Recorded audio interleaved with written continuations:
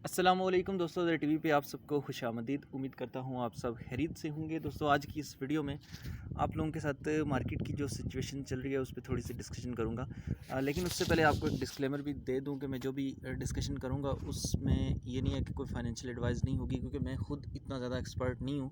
ठीक है, मेरे खुद बहुत ज़्यादा लॉसेस भी हो जाते हैं क्रिप्टो में, तो जस्ट इसकी हम डिस्कशन करेंगे तो उसमें आप देख सकते हो कुछ लोग जो बिल्कुल भी ट्रेडिंग में नहीं है उनके लिए थोड़ा सा होगा कि उनको थोड़ा आइडिया हो जाएगा। तो कुछ जो लोग होंगे तो शायद मेरी कोई बात शेयर करने से उनको भी थोड़ा फ़ायदा हो जाए। तो बेसिकली दोस्तों, मार्केट की कंडीशन आप देख सकते हो बहुत ही ज़्यादा बुरी है। और बिटकॉइन की अगर बात करें तो बिटकॉइन की प्राइस इस वक्त $31,800 पे चल रही है। ठीक है, और रिसेंटली आज थोड़ी देर पहले ही आप कह सकते हो शाम के वक्त $29,000 को हिट किया है बिटकॉइन ने। उसके बाद ये वापस ऊपर गया है। और बेसिकली जो क्रिप्टो मार्केट की सिचुएशन है वो काफ़ी ज़्यादा नेगेटिव न्यूज़ है, तो जिसकी वजह से मार्केट नीचे। और सबसे जो मेन रीज़न बना है वो लूना का बना है। लूना बेसिकली जो फाउंडेशन है, इनका एक जो स्टेबल कॉइन था USD। ठीक है, तो वो बेसिकली क्रैश हो गया, क्योंकि स्टेबल कॉइन कभी भी डंप नहीं होते या वो क्रैश नहीं होते। तो उसकी प्राइस कम हो गई थी, वो नीचे आ गया था काफ़ी ज़्यादा। अभी भी इस रिसेंटली अगर हम बात करें तो अभी की भी अगर बात करें तो अभी जो प्राइस चल रही है USD की, टेरा का जो इनका जो है स्टेबल कॉइन, जो वो 0.51 पे आ गई। यानी $1 पे जैसे USDT होता है उस तरह USDT इक्वल टू $1 होता है। ठीक है, लेकिन इसी तरह और भी स्टेबल कॉइन्स होते हैं। ये एक लूना का एक स्टेबल कॉइन है USD। तो ये भी इसी तरह $1 का था, लेकिन ये डंप हो के 22 सेंट पे आ गया था। फिर 22 से ये वापस ऊपर गया है, रिकवर करके इसने तकरीबन फर्स्ट टाइम तो ये 0.66 पे था। उसके बाद रिकवर करके ये 0.95 तक गया है, फिर वापस ये 0.22 तक भी आया है, और अभी इसकी प्राइस ये चल रही है। तो इसका मेन रीज़न बना है जिसकी वजह से पूरी क्रिप्टो मार्केट जो है ना, जैसे ही जब ये फर्स्ट टाइम जब ये क्रैश हुआ तो उस वक्त इसको मतलब स्टेबल करने के लिए उन्होंने जो इसकी लूना लूना के जो समझ लें कि जो ये मतलब इसकी जो एडमिनिस्ट्रेशन है, उन्होंने इनके पास जो बिटकॉइंस थे उन्होंने सेल किए। तो बिटकॉइंस जैसे ही उन्होंने सेल किए, अराउंड 52,000 बिटकॉइन ने सेल किए, जिसकी वजह से प्राइस जो मार्केट बिटकॉइन की मार्केट है वो भी नीचे आ गई। तो यही काफ़ी ज़्यादा नेगेटिव खबरें चल रही हैं इस तरह की। तो इसकी वजह से मार्केट बिटकॉइन की भी बहुत ही ज़्यादा ख़राब है इस वक्त। तो दोस्तों, अब इस मार्केट में प्रॉफिट की अगर बात करें तो प्रॉफिट आपको पता है दो तरह से मार्केट में प्रॉफिट बना सकते हैं। एक तो दो तरह की ट्रेडिंग है, एक तो स्पॉट ट्रेडिंग है और एक फ्यूचर ट्रेडिंग है। ठीक है, फ्यूचर ट्रेडिंग तो मैं बिल्कुल भी किसी को भी रिकमेंड नहीं करूँगा। ठीक है, फ्यूचर ट्रेड बहुत ही ज़्यादा रिस्की है। एक है स्पॉट ट्रेडिंग। स्पॉट में इन शॉर्ट अगर आपको बताऊँ तो आप जो भी कॉइन बाय करते हो उसको होल्ड करते हो, तो आपके पास वो कॉइन हमेशा हमेशा के लिए होल्ड ही रहता है। हाँ, ये हो सकता है कि उस कॉइन की प्राइस कम या ज़्यादा हो जाए। ठीक है, तो लेकिन फ्यूचर में ये होता है कि अगर आप फ्यूचर में कोई अपनी ट्रेड ओपन करते हो तो आप ओपन करते हो या तो लॉन्ग करते हो या शॉर्ट करते हो। लॉन्ग का मतलब ये होता है कि आप प्रिडिक्ट कर रहे होते हो कि प्राइस ऊपर जाएगी, और शॉर्ट का मतलब ये होता है कि आप प्रिडिक्ट कर रहे होते हो कि प्राइस नीचे आएगी। अगर आप लॉन्ग करते हो और प्राइस नीचे आ जाती हो तो आपको लॉस होगा, और अगर आप शॉर्ट करते हो और प्राइस ऊपर जाती है किसी भी कॉइन की, चाहे बिटकॉइन है चाहे कोई दूसरा कॉइन है, तो आपको मतलब कि आपने शॉर्ट किया है तो प्राइस ऊपर गई, तो उस सूरत में भी आपको लॉस होगा। और इस लॉस की फिर एक लिमिट भी होती है, मतलब एक प्राइस भी होती है जिसको लिक्विडेशन अमाउंट कहते हैं। ठीक है, आपकी ट्रेड में एक लिक्विडेशन वैल्यू आपको बता दी जाती है कि इस प्राइस पे जब अगर कॉइन चला गया तो आपकी वो जो ट्रेड है, जो ऑर्डर है, वो आपका मुकम्मल तौर पे आपका लॉस हो जाएगा। क्योंकि लॉस इसमें इस तरह से हो रहा होता है ना कि जैसे आपने ट्रेड ओपन की तो एक लास्ट चलता हुआ आपको दिखा रहे होते हैं कि यार $10 का लास्ट चल रहा है, 5 का, 20 का, 50 का, इस तरह चल रहा होता है। लेकिन अगर आप उस लॉस को बुक कर लेते हो, और इवन प्रॉफिट की भी इस सिचुएशन है कि जब आपको प्रॉफिट हो रहा होता है तो वो आपके सामने चल रहा होता है। अब आप पे डिपेंड करता है कि आप कब उसको क्लोज़ करते हो। अगर आपको लगता है कि यार मैं 20, 25, $50 पे क्लोज़ कर लूँ, तो वो आप क्लोज़ कर लेते हो। कोई भी आपकी ट्रेड डिपेंड करता है कि आपकी कौन सी ट्रेड है, उसका कितना मार्जिन है, कितनी उसमें फिर इन्वेस्टमेंट है, उस हिसाब से प्रॉफिट एंड लॉस हो रहा होता है।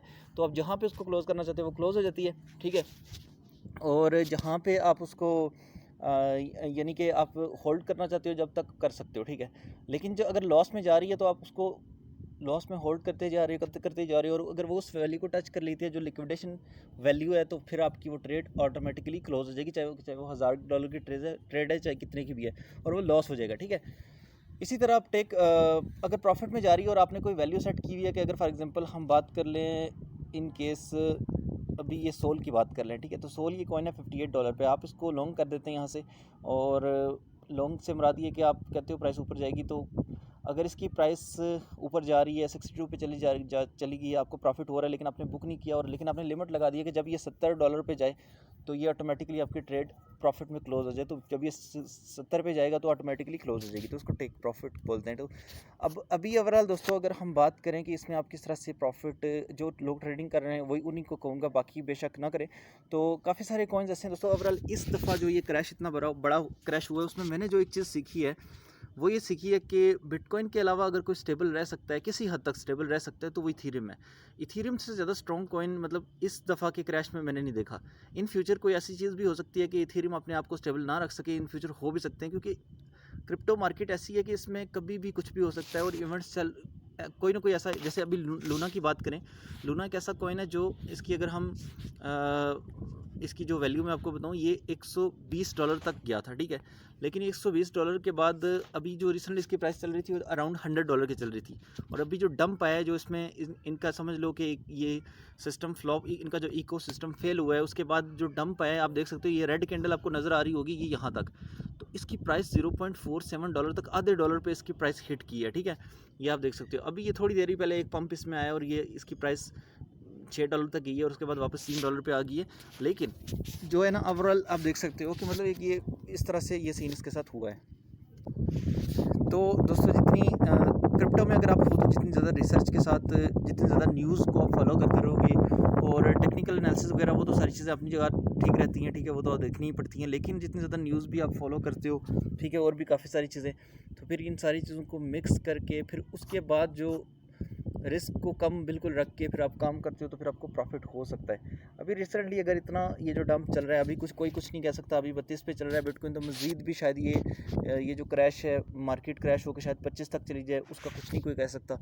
लेकिन अगर हम ये सोचें कि मार्केट ने यहाँ से शायद, क्योंकि अभी तो अगर हम बात करें आज बात करें तो वेडनेसडे है, तो नेक्स्ट आप कह सकते हो कि थर्सडे और फ्राइडे, तो 2 दिन ही रह गए। तो 2 दिन के बाद तो वैसे ही वीकेंड आ जाएगा, तो वीकेंड में भी वॉल्यूम नहीं रहता इतना होता, तो उसकी मार्केट तब भी उतनी ज़्यादा पंप मार्केट नहीं होगी। लेकिन ये कह सकते हो कि मंडे से, जो मंडे को आप देख सकते हो कि संडे के बाद मंडे वाले दिन जो है ना, आप चेकआउट कर सकते हो कि उस वक्त मार्केट की क्या सिचुएशन होगी। अगर उस वक्त कुछ कॉइन्स आपको इतनी मतलब कम वैल्यू में मिलते हैं, जैसे GMT कॉइन है, ठीक है, ये GMT कॉइन अगर उस दिन आपको मिलता है कम प्राइस में, मतलब अंडर आपको $1.60 के मिलता है, तो बहुत ही बेस्ट प्राइस है। अभी आप बाय कर सकते हो, लेकिन अभी भी थोड़ा रिस्क है कि अभी मार्केट फॉर एग्जांपल बिटकॉइन मज़ीद 5,000-5 हज़ार डॉलर नीचे अगर आता है किसी वजह से, तो ये भी $1 तक आ जाएगा, ठीक है, आ सकता है, ठीक है। तो इवन आज भी जब डंप आया तो ये $1.08 पे ये भी गया था, ठीक है। लेकिन इसकी जो ये वाली वैल्यू ये बहुत ही ज़बरदस्त है, मतलब ये इन फ्यूचर $3 तक तो आराम से बिल्कुल जा सकता है ये वाला कॉइन, ठीक है। मेटावर्स का ये कॉइन है, बहुत ही अच्छा कॉइन है। और उसके अलावा अगर आप बात करें तो सोल कर सकते हो, लेकिन सोल भी अब शायद मुझे नहीं लगता कि इतना स्ट्रॉन्ग कॉइन रहा है। बहुत ज़्यादा एक्सपेक्टेशन नहीं रख सकते आप सोल से, लेकिन फिर भी बहुत ठीक बेहतर कॉइन है। लेकिन अगर आपके पास बड़ी अमाउंट्स हैं, यानी बड़े फंड्स हैं आपके पास, तो आपके लिए अगर कोई कॉइन बेस्ट रह सकता है इस क्रैश मार्केट में, तो वो इथेरियम है। आप इथेरियम पे अपना पैसा लगा सकते हो, क्योंकि अगर आप जो बड़े इंस्टीट्यूशंस हैं या बड़े इन्वेस्टर्स हैं, एक वेबसाइट है जहाँ से आपको ये पता चल जाता है कि टॉप 10 एड्रेसेस कौन से हैं, ठीक है, जिनमें क्रिप्टो की होल्डिंग है। टॉप 10 एड्रेसेस बड़े जिनमें बड़ी होल्डिंग पड़ी हुई है, तो उनमें आप देख सकते हो कि वो जो इन्वेस्टर्स हैं, बड़े इन्वेस्टर, उन्होंने कौन से कॉइन्स होल्ड किए हैं, तो उन सब ने इथेरियम को होल्ड किया होता है। तो उसके अलावा इथेरियम, ठीक है, और 1-2 कॉइन्स और हैं जो मैटिक हो गया, इस तरह के जो जिनका इकोसिस्टम बहुत ही ज़्यादा स्ट्रॉन्ग है, उनको उन्होंने होल्ड किया होता है, ठीक है।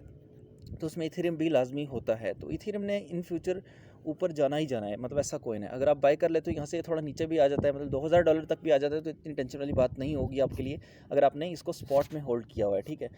तो ये कुछ डिस्कशन थी दोस्तों, इसके अलावा आप खुद भी अपनी रिसर्च कर सकते हो, ठीक है। वीडियो अच्छी लगी तो लाइक कर दें, चैनल को सब्सक्राइब कर दें। मिलते हैं नेक्स्ट वीडियो में, तब तक ख्याल रखिएगा। हाफिज़, गुड बाय।